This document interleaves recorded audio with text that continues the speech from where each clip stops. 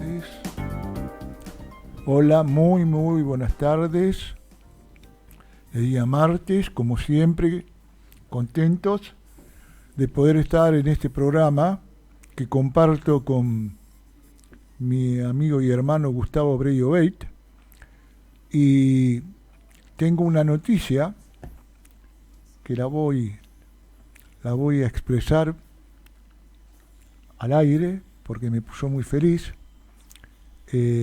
Tratamos de hacer lo mejor que se pudo todo, pero no cabe ninguna duda que se lo extraña a Gustavo y que si Gustavo está en el programa, esto verdaderamente genera mucha energía y sale mucho mejor. Traté, reitero, de hacer todo lo que estuvo a mi alcance en esta etapa que él precisó tomarse un tiempo por algo muy importante de su vida. Me alegro que esté todo mejor, Gustavo, y Dios mediante, el próximo jueves quizás ya estás con nosotros aquí, perdón, el próximo martes estás con nosotros aquí para llevar a cabo nuestro sueño y nuestra realidad, que es un programa de política, defensa nacional y comunidad. ¿Y qué pretendemos en este programa? Pretendemos, con los invitados que tenemos, ir generando herramientas que sirvan para el esclarecimiento y para la interpretación de temas que lamentablemente hoy no hay en muchos lugares que se busque esclarecer, que se busque informar. Vivimos con noticias enlatadas y con bajadas de líneas muchas veces que están muy lejos de las realidades. Nosotros acá humildemente lo que pretendemos es llevar a cabo un programa en donde, gracias a nuestros invitados, nuestro público, oyente y televidente, pueda verdaderamente sentirse conforme y que sienta que lo que buscamos genera expectativas positivas para ellos. Hoy vamos a tener un invitado de lujo, un amigo, alguien que yo quiero mucho, pero para mí es un maestro, lo respeto mucho por su historia, por su vida, por su militancia, pero por sobre todas las cosas, más allá de todo lo que tiene como maestro de conocimiento, de experiencias, su gran valor humano. Y lo que vamos a pretender es hacer un análisis de la realidad política argentina e internacional. Así que cuando esté, yo creo que me está escuchando, lo primero que digo, Así es. bienvenido Enrique y gracias por estar con nosotros.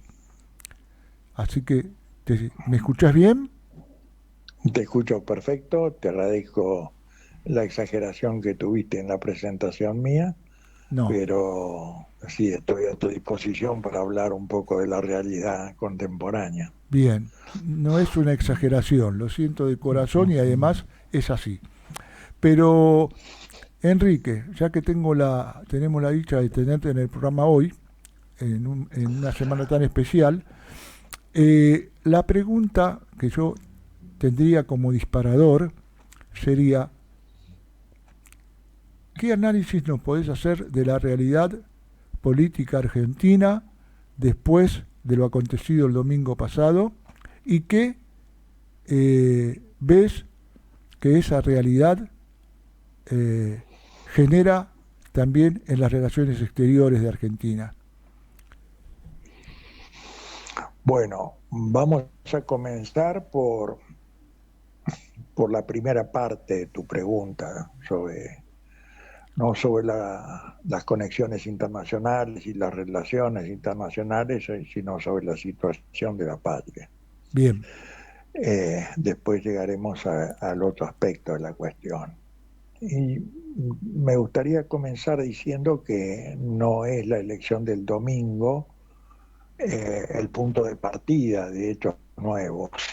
La realidad es que las calamidades que sufre nuestra patria son sucesivas, acumulativas, de distintas características, pero cualquiera sea desde ya el proceso fue en el aspecto económico, una especie de disparador del liberalismo en la Argentina que llevó a un desastre económico que lo sufrimos todos y lo recordamos los que tenemos edad. En los 40 años de democracia que se celebran, realmente dan muy pocos motivos para celebrar. Ha habido pocos actos que valga la pena rescatar como positivo para la patria, para los argentinos, para el pueblo, para nuestro futuro. Pero este gobierno que se inició allá por el 10 de diciembre del 23 es una calamidad que supera a muchas de las previsiones que pudimos haber tenido anteriormente. Es un gobierno encabezado por un hombre que es un loco moral, no distingue con claridad el bien del mal, no tiene amor al prójimo de ninguna forma, ni lo manifiesta, ni le importa. Es exagerado en los elogios del mejor presidente de la historia, que fue Menem para este idiota, el mejor ministro de Economía, que había sido Cavallo. Ahora el mejor ministro de Economía es Caputo, pero todos son los mejores de la historia. Es un mentiroso, es un conocedor de textos, de doctrinas económicas, pero ignora, empezando por la etimología de la palabra economía, que alude, como todos sabemos, al hogar, las normas de administración para el hogar, eso es la economía. Y el hogar no solamente es el fuego, es la familia, es decir, es el ser humano, que es el protagonista de la economía y el destinatario de la economía. Cuando al constituir los ministerios a uno se le denomina capital humano, ya algo está mal, no es un factor de la creación de riqueza, sino es el destinatario y el protagonista del proceso económico, el hombre, y sobre todo la familia. Este hombre que es un guarango, es un insolente, basta escuchar a los que han sido, ¿no?, sus cómplices en el pensamiento liberal, o sus amigos o sus compañeros de trabajos y de esfuerzo. Yo no sé, Latton, el socio en la consultora económica, que no recuerdo, basta escucharlos hablar sobre quién es Milei. Y ni siquiera le reconocen el carácter de liberal. Yo digo que más que anarcocapitalista, este debe ser un narcocapitalista, porque todo indicaría que está dopado cuando habla. Miente en todas las cifras, escandalosamente, y dice esas mentiras como si fueran verdades absolutas. Todos hemos escuchado decir que fuimos el primer país del mundo, lo cual es una estupidez propia de un infradotado. Eso no fue cierto en ningún momento de la historia argentina. En los mejores momentos de la economía liberal, por supuesto, teníamos un producto de suma de exportaciones e importaciones significativo, pero teníamos un pueblo pauperizado. Había palacios en la avenida Alvear y había castillos en los campos, pero había gente que estaba carcomida por pandemias, por enfermedades endémicas, por el mal de Chagas, y había lugares en los que servían a la forestal que el promedio de vida no excedía los 30 años. Aclaremos un poco, disculpame, sí, para nuestros oyentes. ¿cómo no? Disculpame que te interrumpa, Enrique, pero es muy importante lo que estás diciendo con la realidad que vivía la gente humilde, los trabajadores, sin justicia social, pero la forestal, lo que fue, en dos palabras, yo lo sé, pero para que lo sepan la gente que nos está escuchando. La forestal, digamos, la provincia de Santa Fe tenía una deuda, por supuesto, como toda América fue endeudada desde el comienzo del proceso emancipador. Así como Buenos Aires adquirió el empréstito con la Baring Brothers, las provincias que tenían bienes importantes, etc., también se endeudaron. Y la provincia de Santa Fe tenía una deuda significativa con una casa bancaria de Londres que fue permutada por 8 millones en un principio y 3 millones más de hectáreas pobladas de, por Dios, ¿cómo se llama? Quebracho. ¿Cómo se llama? Del quebracho. Te iba a decir cuál es el árbol más fuerte. El quebracho. Se me escapaba el quebracho. Y su tanino. Sí. El tanino y también la leña para hacer los durmientes del ferrocarril. Es decir, tenía dos propósitos extraordinariamente rentables, ¿no?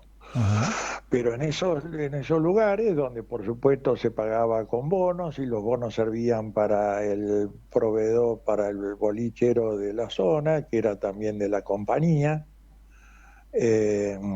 hacía que los hombres vivían hachando y bajando árboles, no tuvieran un promedio de vida que excediera los 35 años, etcétera, y tenían solamente el alivio del alcohol para hacer menos sufrida su vida, que no tenía otro destino más que eso. Pero es un ejemplo. Es muy importante conocer lo que fue el informe realizado a pedido de Joaquín B. González cuando era ministro de Roca, el informe tampoco me voy a acordar del catalán, sí, el que construyó Vialet y Masset. Vialet Masset. Es un informe extraordinario porque si bien marca algunas excepciones, habla cómo era la condición del trabajo, la falta de vacaciones, de atención médica, de jubilación, de los horarios de trabajo, todos los excesos que eran la realidad concreta para la inmensa mayoría del pueblo argentino. En las luchas para ir mejorando, por supuesto hay aportes desde el socialismo,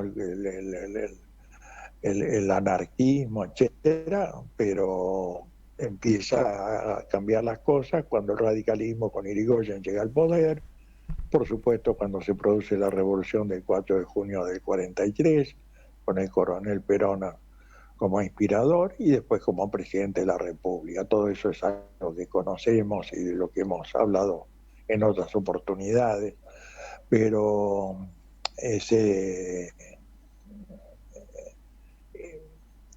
avance que se produjo en aquellos años, que implicaba, por un lado, una comprensión de la sociedad como comunidad organizada, cosa que está tratada y propuesta en la presentación de Perón ante el Congreso de Filosofía del año 49, que es una forma de concebir a la sociedad, y al mismo tiempo en una enorme cantidad de legislación social que comienza a realizarse desde el mismo momento en que él asume la Secretaría de Trabajo y Previsión con la Revolución del 43,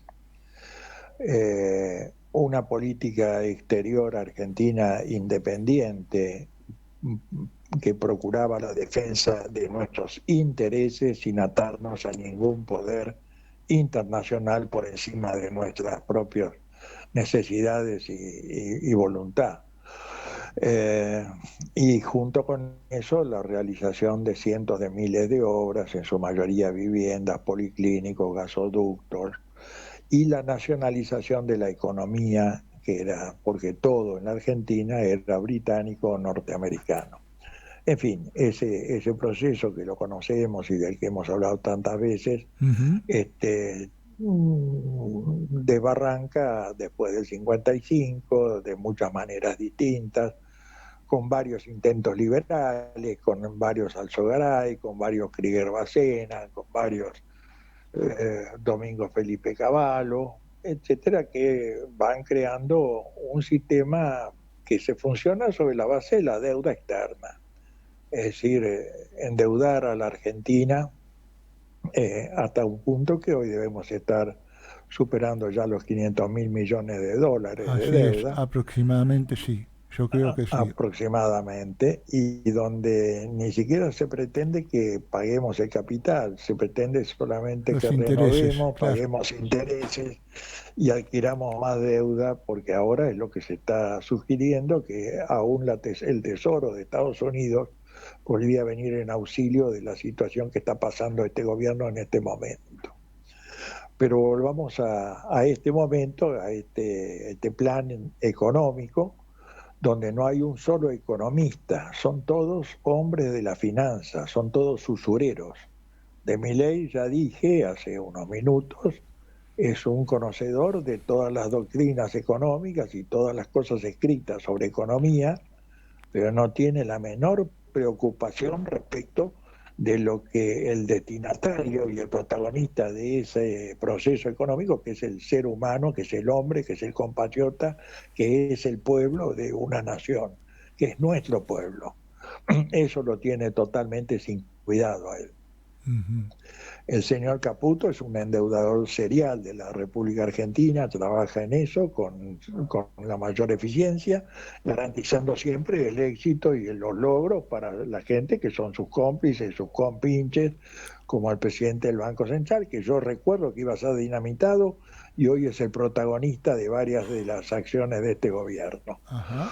El Estado, que también iba a ser desarmado, desarticulado por este topo, realmente que toma decisiones. Por ejemplo, levantar el encaje bancario para que los bancos no puedan prestar dinero a las empresas que lo están necesitando o se lo presten a un interés usurario que la va a llevar a la quiebra.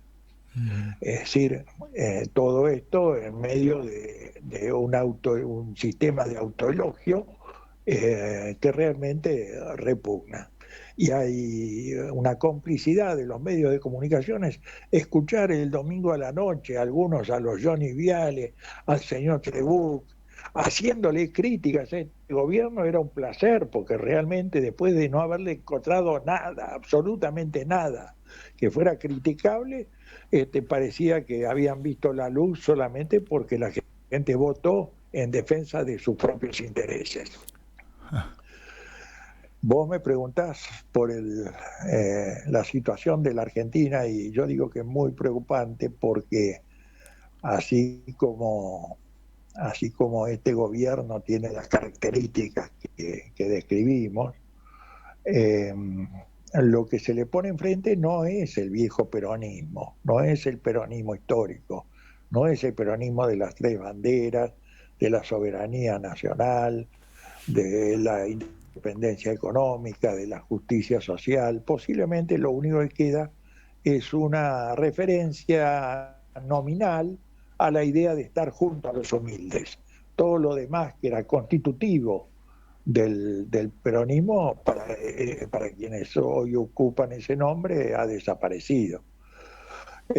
Ya pasamos por Menem, que era un liberal hecho y derecho, más inútil que Milei, pero como era un seductor, tuvo una enorme cantidad de complicidades que le hicieron dañar al país durante más tiempo que lo va a hacer Milei. Ujú. En aquel caso fueron 10 años y este hombre confío en que no llegue a tanto. La pregunta que te haría yo, eh, Sí. si vos querés que paremos un ratito con un tema musical después para que descanses un poco, lo hacemos, porque es apasionante esto, no me quiero perder nada. Y me interesa el análisis No. como lo estás llevando.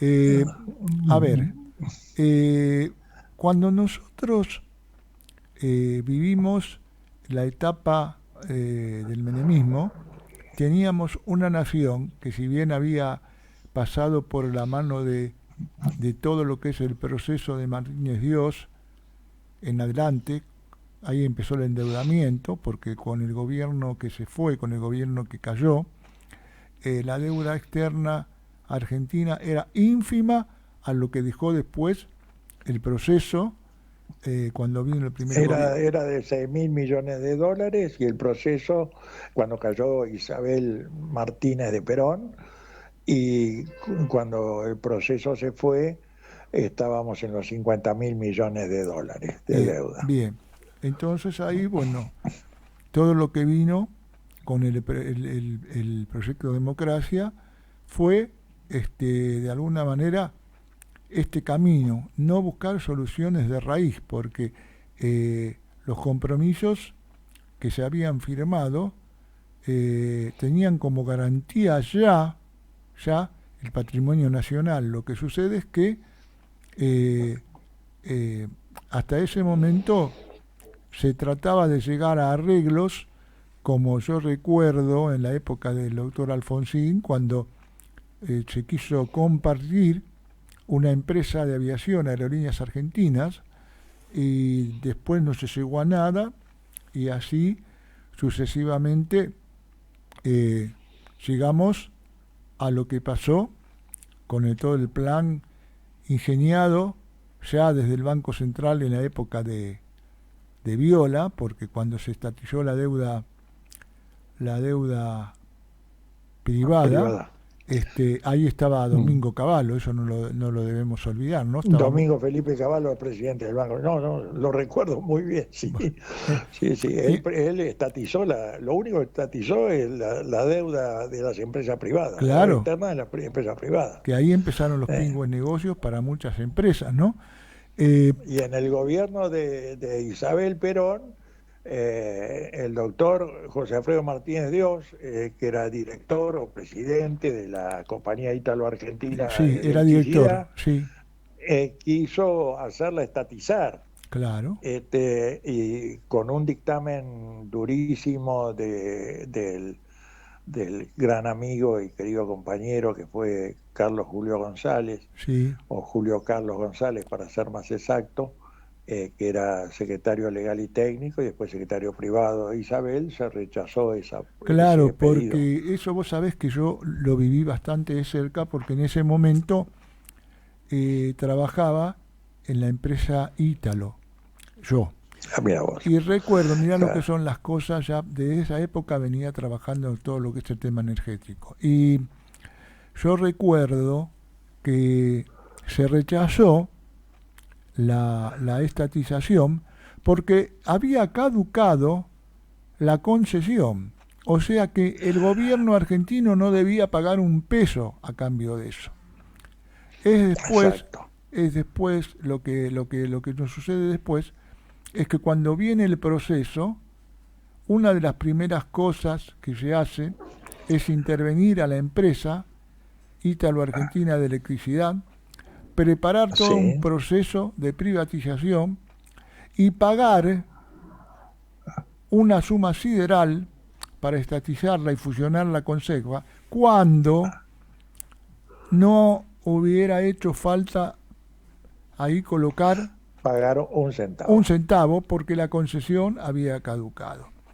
Y todas esas contradicciones después no se revieron en democracia, nada.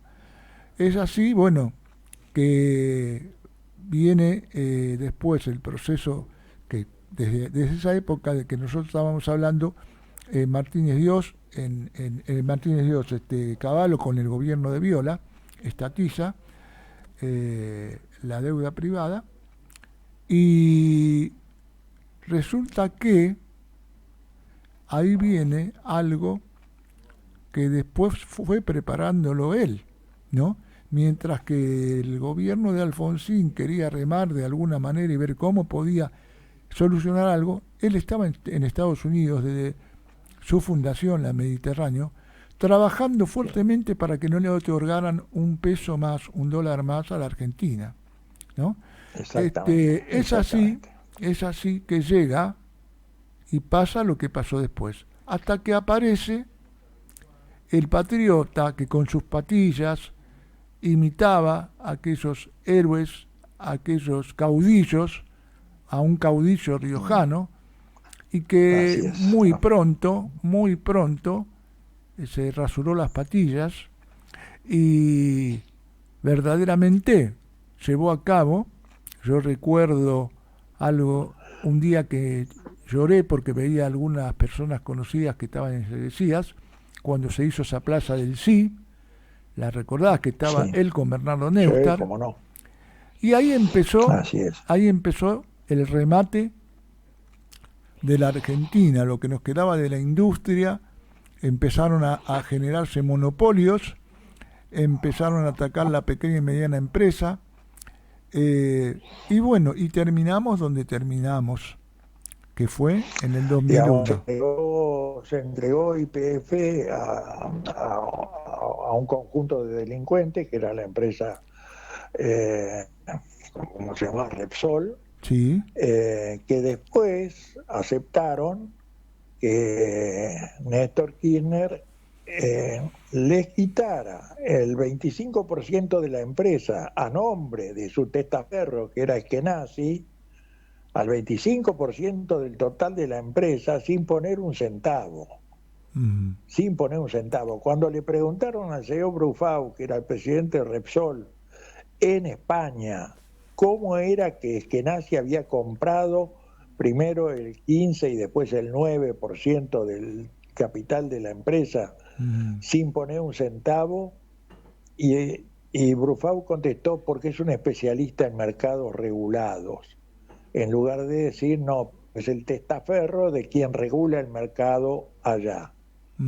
Y entonces, a partir de ese momento se vació YPF, porque parte había que dividir, había que pagar los dividendos, porque esos dividendos que le tocaban a las familias que nacen entraban como pago de las acciones compradas. Todo eso además después fue resuelto con una nueva nacionalización manipulada por el inútil del señor gobernador actual de la provincia de Buenos Aires y supuesto vencedor en las elecciones del domingo pasado. El señor Kicillof, que era ministro de Economía, que era ministro de Economía en ese momento.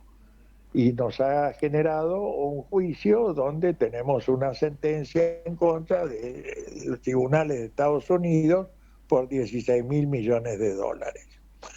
Por eso digo el hecho de que me haya alegrado la votación de todos los sectores, porque hay que pensar que, viendo el mapa de la provincia de Buenos Aires, hay sectores agropecuarios, hay sectores industriales, hay sectores de pobreza extrema, etcétera, y en todos los lugares, en casi todos los lugares, la derrota de Milei y sus candidatos ha sido categórica.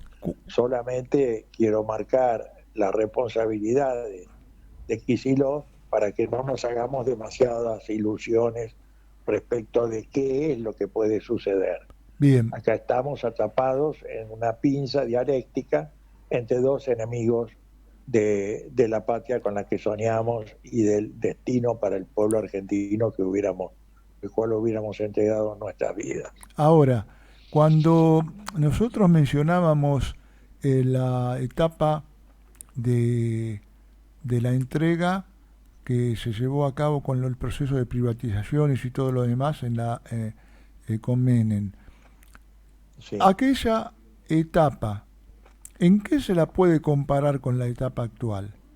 Porque Menem, de alguna manera, tenía todas las empresas nacionales, las de energía, las de comunicaciones, todo el petróleo, estaba ahí para negociar. Eran empresas estatales porque ni siquiera el proceso había destruido muchas de las empresas, aunque lo hubieran querido hacer, pero no lo hicieron. No lo hicieron Desde porque ya, sabían que no podían. No hubieran privatizado YPF, Claro. no privatizaron Somisa, no privatizaron Altos Hornos Zapra, no privatizaron empresas que eran fundamentales incluso para el desarrollo de lo que es la producción para la defensa. No, Ujú. no. Todo eso lo hizo Menem, aprovechó la popularidad, aprovechó el tener el título de peronista y su capacidad de seducción para llegar mucho más profundo en la puñalada trapera contra el interés de la patria. Cuando hoy, a ver si lo que estoy pensando puedo expresarlo para elaborarlo, hoy de aquello no quedó nada. Ya lo que nos queda es el territorio y la minería y las reservas que están para extraer. Así es, Eh, así es. y nos queda la entrega de algunas empresas eh, nacionales que no se pudieron en la época de Caballo llegar a privatizar. Eh, por ejemplo, lo que es la energía nuclear, por ejemplo, todo el complejo de ciencia y tecnología. Eh, hoy, hoy, cuando vemos que desaparecen los organismos de control, instituciones tan sagradas como fue el INTA, el INTI, ¿eh? Y como fue Sí, toda la institución que llevó adelante el control de medicamentos, ¿sí? Que cumplía una misión muy importante, fundamental. que también fue atacado. Ante esta alternativa que tenemos, y cuando vemos qué es lo que nos queda nada más, y ante esta alternativa que tenemos, cuando vemos la deuda externa que se ha generado y que ha generado este último gobierno terriblemente, porque si ya veníamos con deuda, no podemos negar y ser claros que lo que hizo este gobierno fue endeudarnos de una forma tremenda, e inclusive entró plata que tiene que pagar el pueblo argentino, y como entró ese dinero, esas divisas salieron otra vez, ¿no es cierto?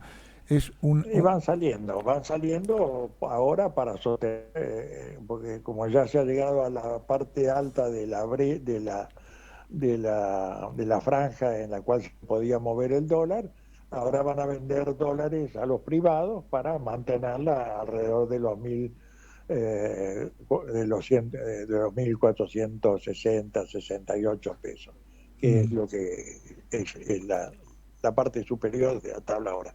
Pero hay que, de algún modo, cualquiera sea la opinión que tengamos respecto a los legisladores, de sus andanzas, sus traiciones, sus idas y vueltas, de hecho, la torpeza del gobierno, esa guaranguería, esa capacidad para insultar a todos, de insultar incluso a los que están de acuerdo con él, descalificarlos, a gente que yo puedo tener antagonismos personales por sus ideologías, pero son personas en algunos casos decentes. A todos los ha insultado Milei y a todos los ha agraviado. Eso ha generado un foco de resistencia que se manifiesta, como ha ocurrido recientemente, en la sanción de determinadas leyes y en la obtención del número suficiente para rechazar los vetos presidenciales. Esto es parte de algo que nos tiene que alegrar, no es la cuestión de que solamente los puritanos van a salvarnos, nos van a salvar todo aquel que en algún momento, aún por las peores razones, se oponga al propósito destructor que tiene este gobierno. bien. Esto es algo que creo que lo ponemos en el haber Mm, de lo que puede llegar a ocurrir, mm, no de lo que ocurre. Porque por supuesto va a haber negociaciones. Lo único importante es que son tan torpes en las negociaciones que mientras lo ponen al idiota de Franco, que es capaz de ponerse de acuerdo con todo el mundo sobre cualquier cosa, después no le puede cumplir porque al mismo tiempo Milei está insultando a los interlocutores de Franco. No, no, son inútiles, charlatanes. Y ahí, más que en nuestras propias capacidades, podemos confiar en la torpeza de nuestros enemigos. Y como alguien dijo, pero no recuerdo a quién atribuirle la cita, que es: si el enemigo se está equivocando, no lo distraigamos. No lo distraigamos. Uh-huh. Eh, si yo te preguntara si hay un eje de voluntad, por ejemplo, se sientan para verdaderamente ser un país federal y ocupar el espacio que le corresponde a cada gobernador, exigiendo las defensas y lo que el Estado Nacional debe aportar, que tiene deudas muy grandes. El conjunto de gobernadores que ahora parece que viene fuertemente con una idea de comenzar a poner límites, ¿crees que tenemos alguna alternativa nosotros si los gobernadores se ponen en una posición, el movimiento obrero, el empresariado nacional, en fin, todos los que componen lo que podríamos decir una comunidad, deberían cumplir una comunidad organizada, formar una comunidad organizada? ¿Vos creés que podemos tener alguna alternativa para...? Yo puedo decirte que no, nada es fácil. Todos los que hoy o en estos últimos meses le han puesto trabas en el Congreso, los que han logrado formar la comisión investigadora de la estafa de la criptomoneda, todos ellos han negociado antes con el gobierno y han intentado acordar con el gobierno, mientras el gobierno se proponía hacer lo que quiere hacer, que es destruir la economía nacional. Es decir, no hay gente en la que nosotros naturalmente nos sintamos por quienes nos sintamos representados, bueno, con muy pocas excepciones, por cierto, claro. Y a lo mejor en algunos casos sí, en otros casos no. Ahora, la torpeza del gobierno los ha puesto en la vereda de enfrente, y la vereda de enfrente es la vereda de ponerle límites al gobierno, a un gobierno que va mal en el proceso económico. Ahora nos vamos a encontrar dentro de un poquito más de un mes con las elecciones del 26 de octubre. Y el 26 de octubre partamos de la base que todas las provincias que adelantaron sus elecciones, el único lugar en donde la Libertad Avanza, como se llame ese mamotreto, el único lugar donde ganó fue en la ciudad de Buenos Aires. El otro triunfo es en el Chaco, pero en sociedad con el gobernador, con quien ya están peleados. En todo lo demás, la Libertad Avanza salió segundo o tercero. En lugares donde los gobernadores estaban dispuestos a acordar con ellos, los trataron de tal manera que los obligaron a ponerse en la vereda de enfrente.